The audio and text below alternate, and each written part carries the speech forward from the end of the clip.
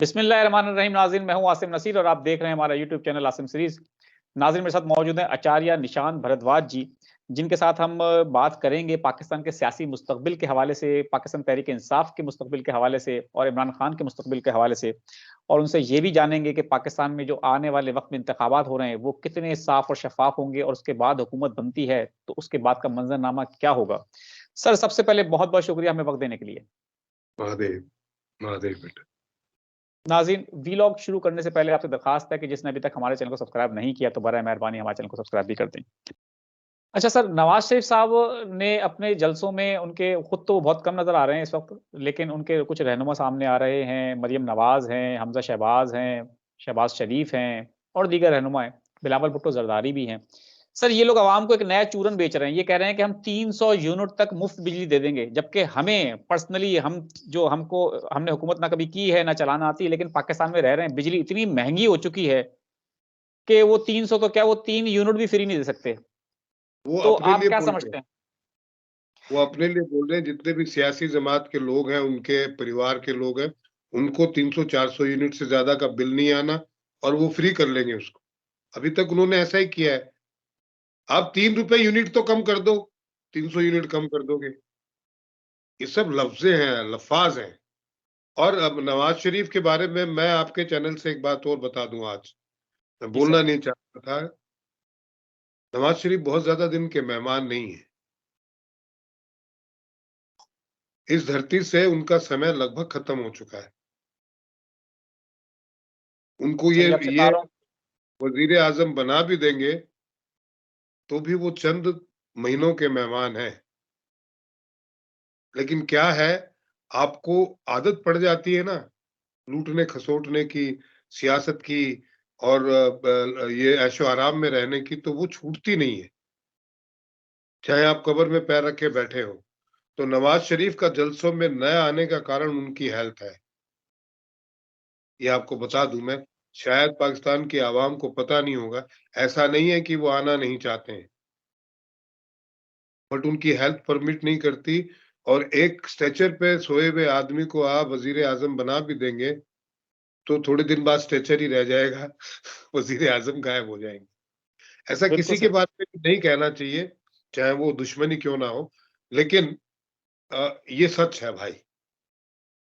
बिल्कुल ठीक है सर, और हमारी दुआ है कि अल्लाह ताला उनको सेहत दे, तंदुरुस्ती दे और वो जिस हद तक हो सके पाकिस्तान के लिए अच्छा करें, बेहतर करें। ये सर, तो भाई, इमरान खान ये तो आप दुआ ही कर लो, वो आदमी कर नहीं सकता पाकिस्तान के लिए बेहतर। बिल्कुल वाजपेयी ठीक है। से अच्छा प्रधानमंत्री हिंदुस्तान में पैदा ही नहीं हुआ जिसने पाकिस्तान के बारे में इतना ज्यादा सोचा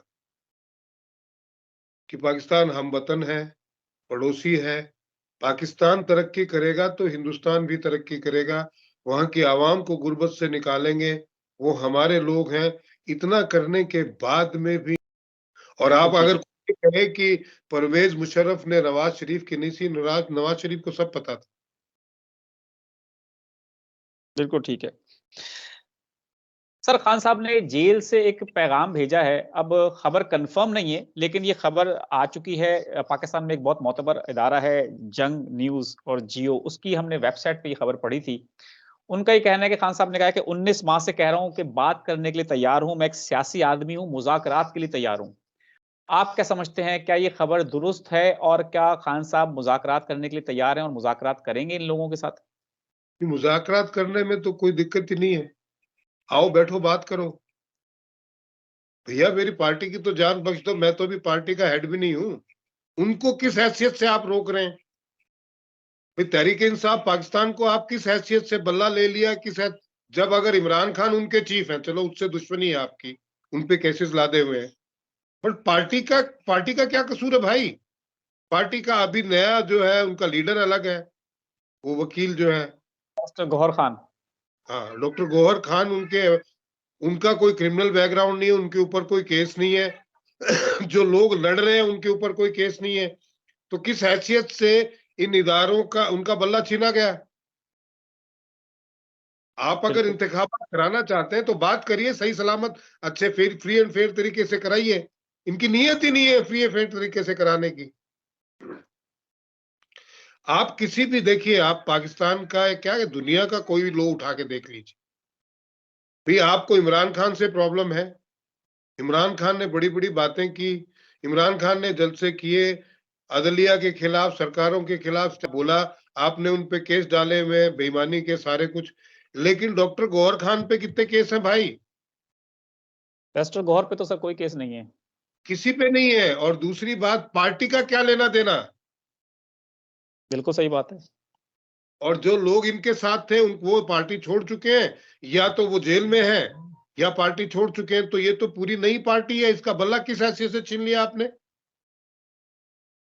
क्या बिल्कुल हक सही है बात। आपको, चाहे वो दुनिया की कोई अदालत हो?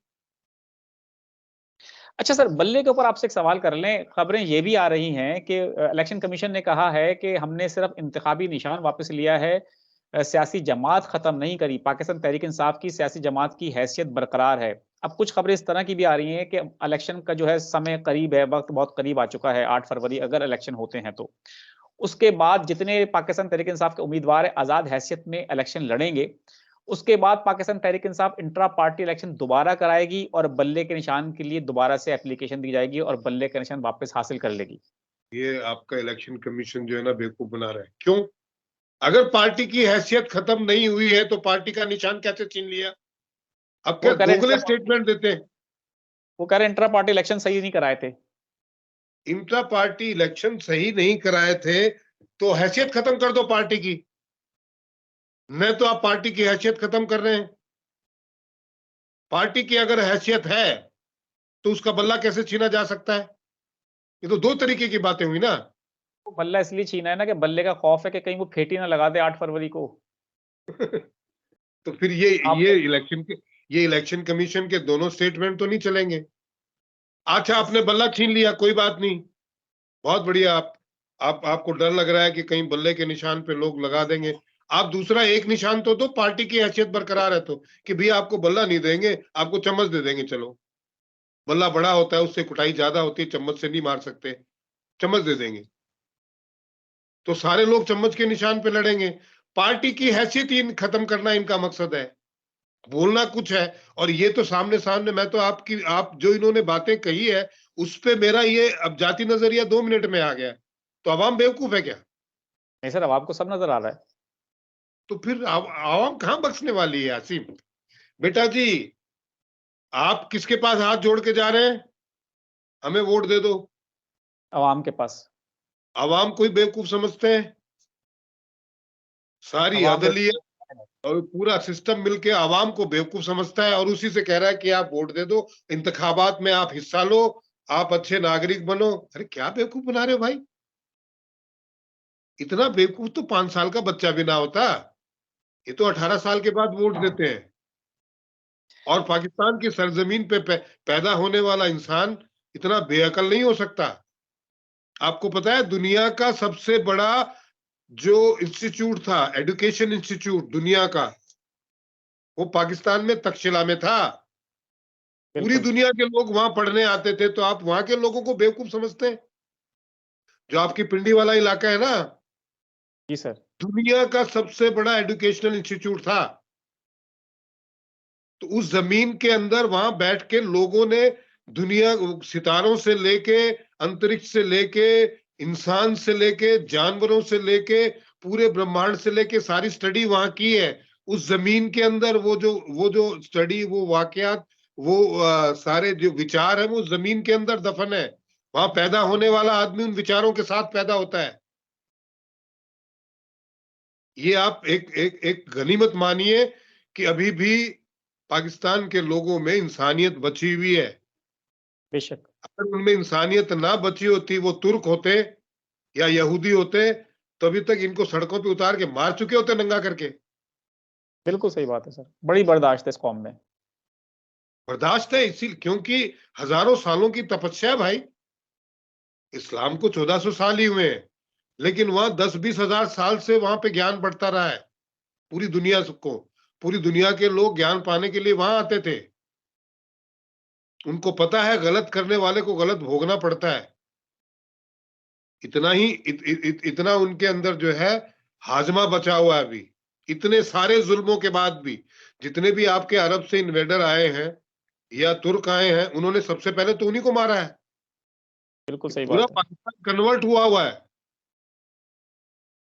बिल्कुल ठीक है। बहुत बहुत शुक्रिया सर, यहाँ हमें वक्त देने के लिए। नाज़रीन, यहाँ हमारे व्लॉग का वक्त खत्म हुआ। हमें कमेंट करके जरूर बताइएगा कि आज का हमारा व्लॉग आपको कैसा लगा। मुझे और आचार्य निशांत भारद्वाज जी को दें इजाजत। आखिर हमारा वही पैगाम है, मुस्कुराएं, प्यार बांटें और अपने आसपास के लोगों का ख्याल रखें। खुदा हाफिज।